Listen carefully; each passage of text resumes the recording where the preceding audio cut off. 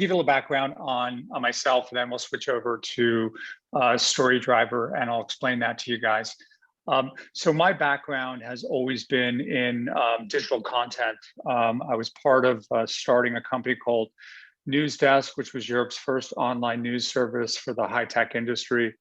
I then launched Virtual Press Office, met many friends in the association and event organizer business. And that basically invented the trade show online press office, where we ingested all content related to a trade show and the exhibitors. Several years ago, I got together with the former CMO Business Wire, and we started Insight Media Labs. And IML, in a nutshell, is basically takes content and we automate the publishing of articles. So especially in the trade show and event space, content certainly is king.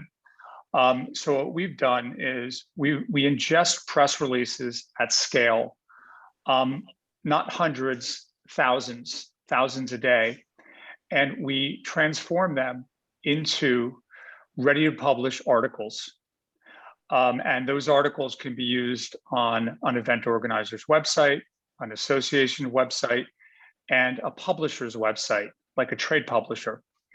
All of that content these days is very difficult, and it's also very costly to produce. So our platform is an automated platform that ingests content at scale, transforms them into articles ready to read for publishers to publish, or event organizers to promote, or associations to spotlight, or to build newsletters from. The difference is that the content is coming from a press release, which allows us to create original content. It's just as if we were an editor, a real editor, and who I have tremendous respect for, all editors and journalists. We're doing it as basically an editorial assistant.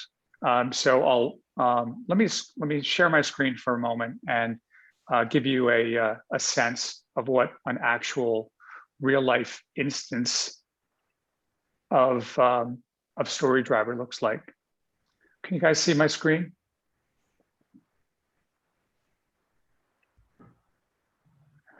So to give you a feel, one of our partners is an organization called, well, it's Questex, who many of you heard of. They've got a couple of publications called Fierce Electronics and Fierce Education.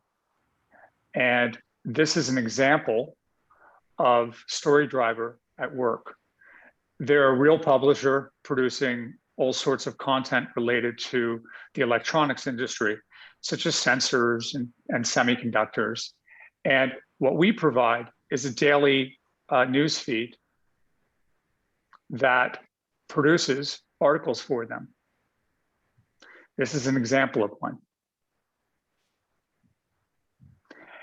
What it does for Fierce Electronics is it provides them a flow of highly relevant content. And we get this content to be relevant because we're building in filters. We filter by industry segment, by company name, by keywords, by trends, etc. So the goal is only to deliver the most relevant information for Fierce. Another example is for Fierce Education. Same type of setup. This is automatically being published. Every day, this automatically just feeds in, and they have fresh content for their readers. Another example, which is a work in progress, is with SIIA. And we're building a news feed for them. The goal is to keep their members and their constituents up to date and informed. There are two primary applications for StoryDriver. One is for publishers to drive down the cost of producing fresh content. And I would say, and to be very upfront, there's content that an editor writes and a journalist produces that is of a very high quality. We're not going to replace that. We can't replace that. And we're not trying to replace that. And then there's information that tends to be content that is breaking news or new products, or new leadership or new trends, and it originates from a press release. That content, that I would say that second tier content, is what we're filling in and providing to a publication. And we were able to do it by reducing the cost for the publication and also freeing up time and resources for the editors to concentrate on the higher caliber content they can generate. It tends to be a higher caliber, more time consuming, and more involved. The other application is more in line with associations and trade shows. And there, what we're doing is we're taking content from exhibitors or sponsors or members, and they're the filter. So when they make an announcement or when they issue news, we ingest that content and we build articles around that. And it'll be housed, or it's housed, within an association website, like you see here for SIIA.